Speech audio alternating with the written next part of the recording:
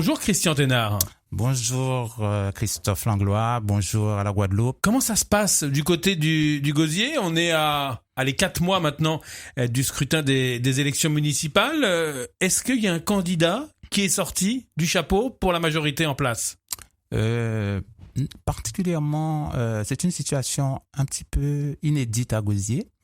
On retrouve 4 candidats de la majorité. Puisqu'il faut le rappeler pour nos auditeurs, le maire en place a décidé de ne pas se représenter Jean-Pierre Dupont. C'est important, le maire a décidé de ne pas faire de choix de candidats et laisser à la sagacité et à l'objectivité de cette population, à toute l'intelligence de la population, de faire le choix pour qu'il y ait une continuité de l'excellent travail qui a été réalisé au cours des 30 dernières années.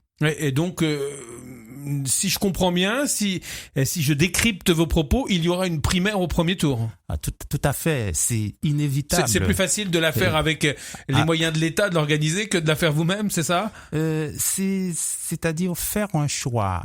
C'est-à-dire le maire avait cette possibilité-là. Ouais. Je ne peux pas me substituer à l'analyse de Jean-Pierre Dupont, qui a décidé de laisser s'exprimer la démocratie totalement.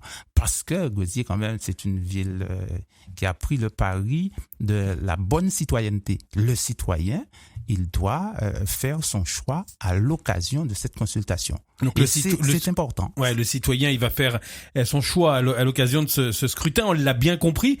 Mais vous avez votre cœur qui balance pour l'un des 4 candidats? Tout à fait. Moi, je balance surtout au niveau pas de l'individu, mais aussi des critères qui sont établis. Oui, mais les critères font qu'il y a un individu au bout. Voilà, tout à fait. C'est-à-dire, l'individu, il va apparaître. Le profil du meilleur candidat. Bon, alors, on va jouer. On va jouer avec vous. Alors, dites-moi, les critères en question, il y en a combien déjà? Il y en a beaucoup? Non, il faut au moins 4 à 5 critères. Alors, on y va pour les 4. Déjà, la jeunesse. Il faut que ce soit quand même quelqu'un qui n'ait pas été investi pendant ces 30 dernières années. Un candidat qui... Donc du neuf, du 109. C'est du neuf, c'est du renouvellement. Ce renouvellement, il ne peut être assuré que par quelqu'un qui est déjà en immersion, qui connaît bien les dossiers de la ville et qui puisse quand même assurer cette continuité de développement qui donne quand même satisfaction dans tous les domaines. Ce qui est éminemment reconnu par tous les analystes. Gosier ne se porte pas mal. Et c'est tout à l'honneur quand même... du maire de voir cet engouement de cette pléthore de candidatures. Allez, on y va pour les autres. Ça veut dire qu'on a travaillé. Ouais, mais on a qu'un critère. Les autres, c'est quoi? La jeunesse? La jeunesse en premier lieu, mais les valeurs. Les valeurs. Très, très important. Les compétences, le professionnalisme qu'on doit retrouver à travers quand même l'individu, l'homme qui travaille, qui ne cherche pas un emploi à travers une activité au service Vous de mettez l'intérêt l'homme général. avec un H majuscule avec ou un grand H, avec un grand H, donc, un homme. D'accord, un homme. Qui est ce profil. On additionne les 4 critères là que vous avez énoncés. On arrive à un profil type avec un nom. Un nom, on peut avancer un nom, puisque au sein de la majorité, le candidat jeune, le candidat qui connaît déjà le fonctionnement, qui a participé à la gestion de cette collectivité, il n'y a qu'un seul. Il se retrouve autour d'une génération engagée. Et c'est certainement Patrice Pierre-Justin. Et là-dessus, est-ce que vous parlez en votre nom aujourd'hui, c'est vous qui décidez de faire cette annonce, de soutenir. Est-ce que ça va créer des crispations en interne?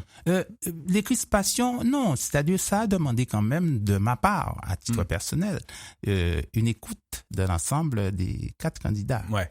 Il y a eu cette démarche. Et je pense que le maire a eu aussi l'opportunité de rencontrer les 4 candidats.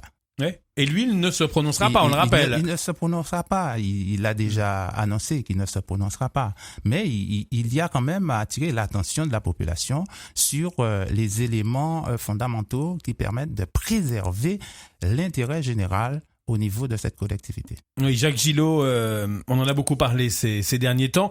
Il y a des rumeurs qui annonçaient qu'il ne serait candidat. On les commande, ces rumeurs? Commenter des rumeurs, nous sommes dans une société qui est devenue de communication. Pas d'information, mais de communication. Et la parole libérée est très, très, très facile au niveau des réseaux. Tout le monde peut se permettre de dire... On a même parlé d'un sondage qui existerait, qui aurait placé et Jacques Gillot loin devant tout le monde. Mais chacun est appelé à dire que j'ai fait mon propre sondage. Ça existe aussi au niveau des rumeurs. D'un autre côté, ce n'est pas nouveau, sauf qu'aujourd'hui, ce sont les canaux de transmission de l'information qui font que tout le monde est au courant. Il appartient au sénateur Jacques Gillot de venir déclarer à la population s'il est candidat ou non au niveau de la collectivité. Oui. Il ne l'a pas fait.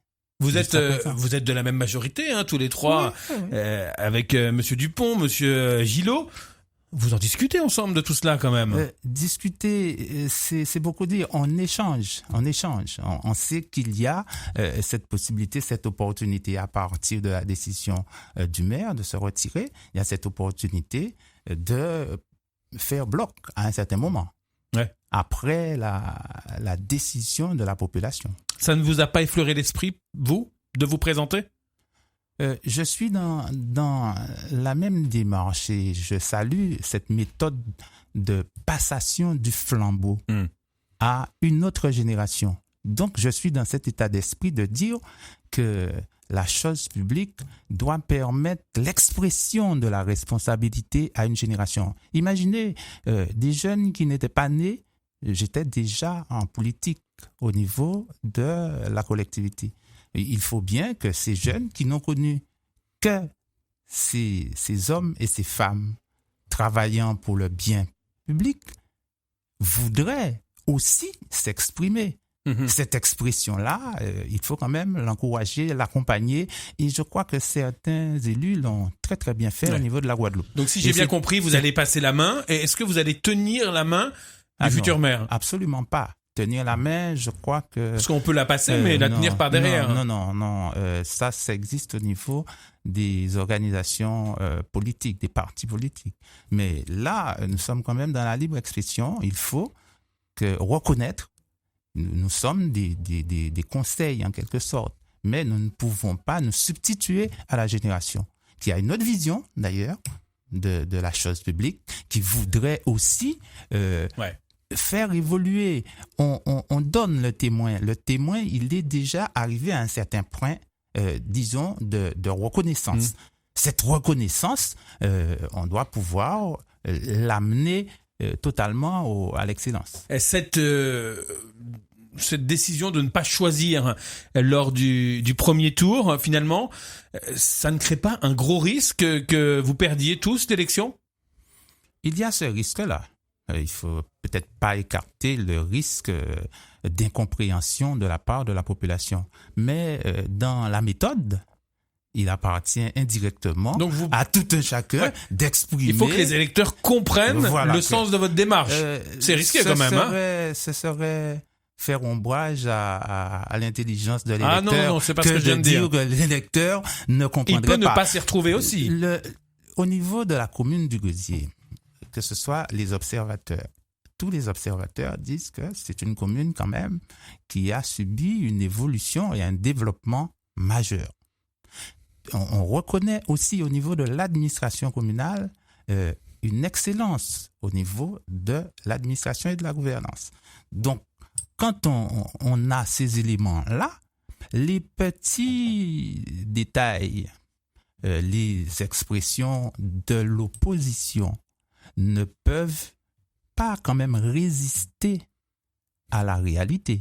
La réalité, à un certain moment, doit faire jour. Hein. On va la on verra ça le 15 mars. Cette réalité-là. Et on verra ça le 15 mars pour le premier tour. Tout à fait. Merci à vous, Christian Thénard, d'être venu. Je vous remercie. C'est moi qui vous remercie. Très bonne fin de journée. Merci.